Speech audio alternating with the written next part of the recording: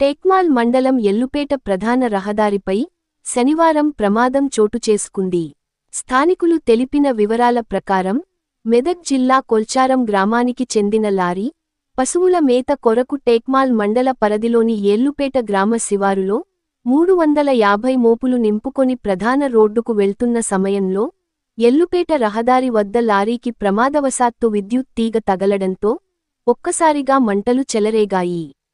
ఇది గమనించిన స్థానికులు వెంటనే స్పందించి కర్రల సహాయంతో గడ్డిని లారీ నుంచి బయటకు తోసివేసి పెను ప్రమాదాన్ని తప్పించారు. మంటలు భారీగా చెలరేగడంతో సుమారు కిలోమీటర్లు మేర గడ్డి మోపులు రోడ్డుకు ఇరువైపులా పడేయడంతో వాహనాల రాకపోకలు నిలిచిపోయాయి. సుమారు 2 లక్షల రూపాయలు ఆస్తి నష్టం జరిగినట్లు లారీ డ్రైవర్ నాగరాజు తెలిపారు. నల్లకుంట తాండకు చెందిన సేవాలాల్ యూత్ సభ్యులు జేసీబీ సహాయం మంటలు అదుపులోకి తీసుకొని అర్పారు. ఈ ఘటనలో ఇద్దరికి గాయాలు కావడంతో వారిని చికిత్స నిమిత్తం పాపన్నపేట ప్రభుత్వ ఆసుపత్రికి తరలించారు.